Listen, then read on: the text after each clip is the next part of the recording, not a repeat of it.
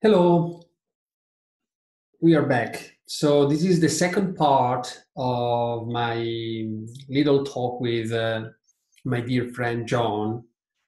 As promised, this is a recording I did in the nursing home. It was March 29th, 2017. So as promised, this is the second part. So let me launch. Let me see here. Here we are. Okay, so that's the paper. Not the paper that was in which year? Let me see. It was 67. I wasn't born yet. Huh? I wasn't born yet. Yes. It was 2 years before my birth. Yes. Anyway, this paper created a tremendous amount of interest. So you started to get a lot of invitations. Huh? A lot of invitation to give talks. Yeah. But more importantly, I got a lot of requests from postdocs to come work with me. Uh-huh. And you already had your lab, or you already had your own lab, or not yet? You were still working for Corey in 67. I got a job in the press. But was Bob Shanks still alive when you started with me? I don't remember him. No. He was head of the preventive medicine department. Right. And he knew me from when I was a medical student, but he had seen the papers that I wrote describing the effect of exercise in patients with coronary heart disease. But when? I thought when you came back, you did the glucose transport in frogs, the contraction and glucose with Corey. When I finished my residency, Right. I went to the public health service. Yeah. Went to the University of Illinois. Yes, we said that. And studied the effect of exercise in coronary patients. Okay, you didn't tell me that. I thought middle-aged men. Okay, I thought you were just in Illinois. You were just looking at improvement of fitness. No, you also studied the effects on. Curtin had a program for middle-aged men. Right.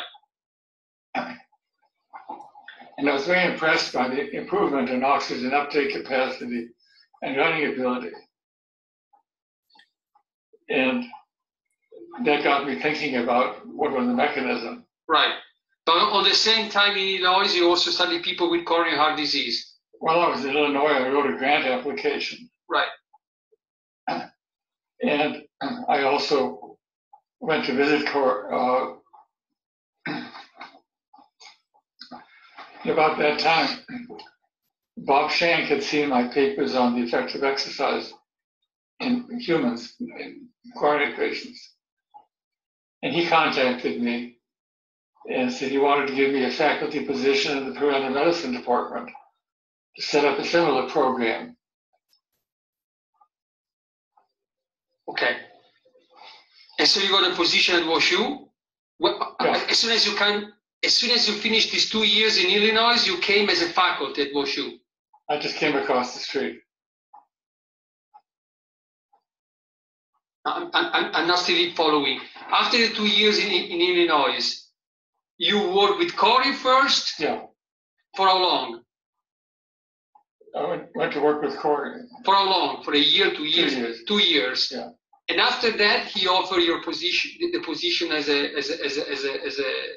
faculty, professor. as an assistant professor, the Shank, the Department of Preventive Medicine. Yeah. Okay, so got it.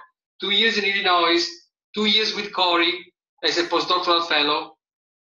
And then I came over. And then you crossed the street where I'm now, Yeah. the same office that I'm now, as an assistant professor in the Department of Preventive Medicine. Yeah, I moved into that office later. I was in a different office, but Okay. it does not sound important. Not very far. Yeah. Yeah. Anyways, when this paper came out, it created a lot of interest. And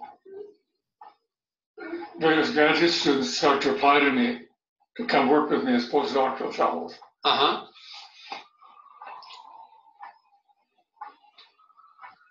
And that, of course, gave my research program a tremendous boost.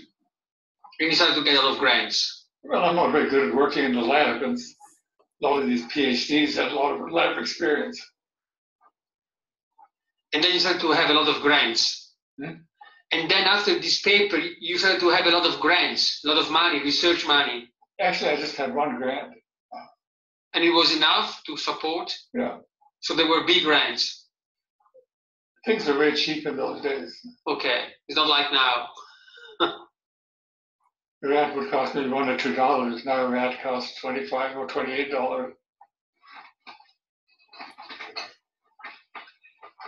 And so basically after this discovery of mitochondria, that exercise was increasing mitochondria and oxygen uptake through mitochondria, which other major discoveries did you make after this one in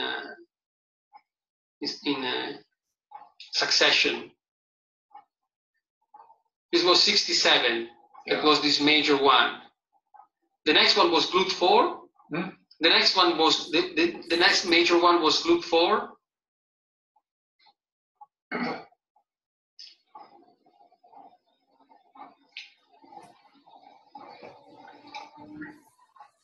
I did a lot of work trying to get at the mechanism. And I finally worked out the mechanism for the increase in mitochondria.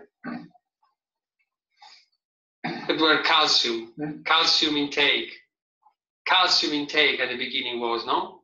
Calcium, the flux of calcium. That's one factor, yeah. Yeah. And more recently, PGC1 alpha. And I continue to work on glucose transport. As well, yes. Yeah. And then you met Munkler, Mike Munkler. He was, he and another guy he was working with discovered GLUT4.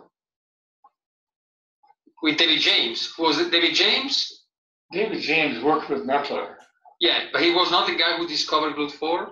Hmm? He was not the postdoc who discovered GLUT4 with Munkler. He probably says that he was, but He was not. no, I think Mettler discovered GLUT4. Okay. And James started working with it. Okay. And then because of that, you started to measure GLUT4 in your muscle glucose transport muscle Yeah, I model. showed that exercise increases GLUT4. Yeah. So you made the discovery, not Munkler, or it was a collaboration. Yeah, I was interested in that. In exercise. David James became interested in exercise after I showed that. Right. That you know that exercise was increasing GLUT4. Yeah. And then you did all the studies with Ali Azani about cardiovascular benefits. I had two research programs, human and Animal. basic, yeah.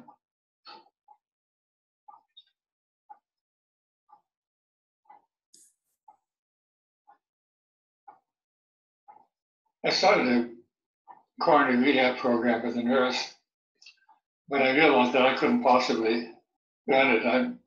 I was also nervous about it because I'm not a cardiologist. Yeah. So I recruited Ali to work with me.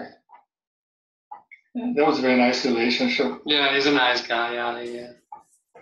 But I mean, I think all many of your postdocs are nice people.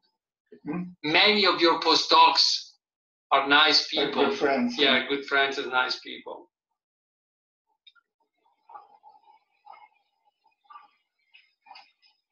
So if you have to summarize, what do you think? Because you remember, when I came to WashU, you were still convinced that a hunter-gatherer diet and exercise were the key for longevity. No, not hunter-gatherer.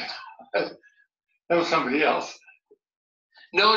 But you were convinced, eating, a kind of animal-based diet plus exercise was the success for longevity. No. No? I had no interest at that time in diet. It was just exercise. And certainly not in a meat diet. Never. I'm not talking about exercise. I'm just about research. I'm just talking that, when I came in 2001, and I was talking about vegetarian diet, you were saying, look, the healthy people are the hunter-gatherers people. So, you should eat a lot of meat and exercise. That's, the combination of... That wasn't me. No? Okay. I've been very impressed with the vegetarian diet. My father was I know, and your mother too, as well. He never had any cardiovascular problems. I mean, he was 95 and his electrocardiogram was perfectly normal. In contrast to mine, which is quite abnormal. So, and you think exercise has contributed on that?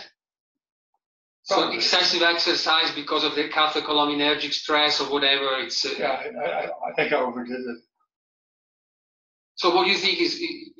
So you still think exercise is important, but within limits. What I would recommend now, yeah, is a walking program. Walking 4 or 5 miles a day at a good pace. But not biking or running. Well, you can bike at a moderate pace too. Yeah, but without, what do you say, below... Without competing, without pushing yourself. Below 80% max heart rate of VO2 max. Yeah, or pushing up to maximum. Yeah. So you think it's bad, the high intensity interval training. Even if you do, a couple of times per week is bad.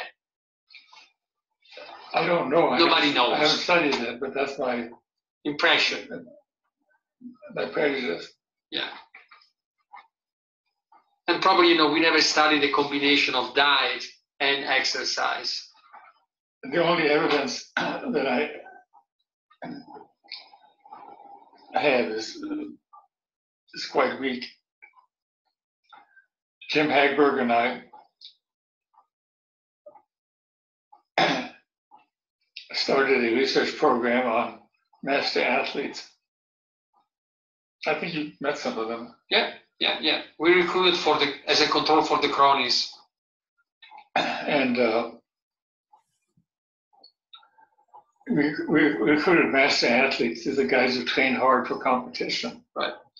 And we were following them to see what the rate of deterioration and cardiovascular function, was better than sedentary people. And we had to stop the study because essentially all of them developed cardiac problems, arrhythmias, AV blocks. Yeah.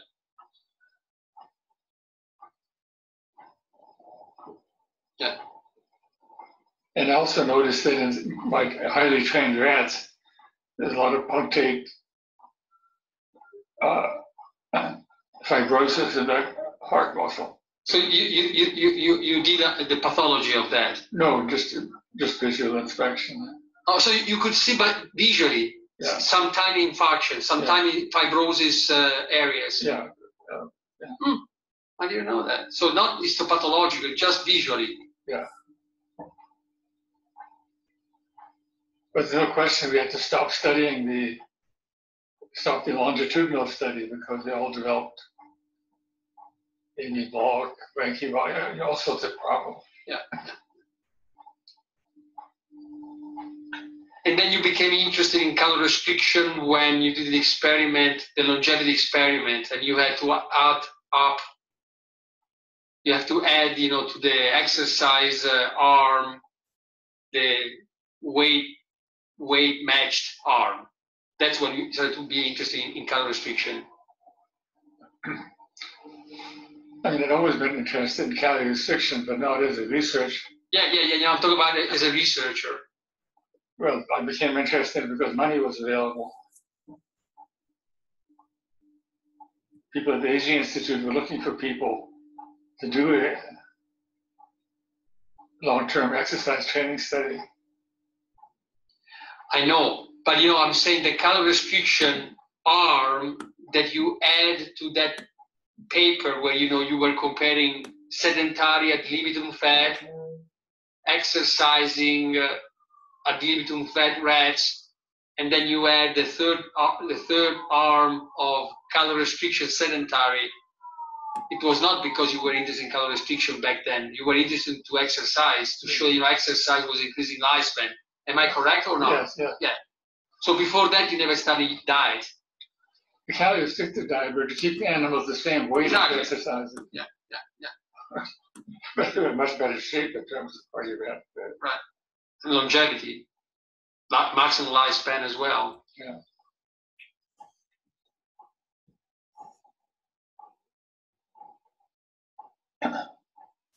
The human calorie restriction study, I knew it wasn't going to work. I mean, it was impossible. What was the name? The guy at the NIH. Evans. Hadley.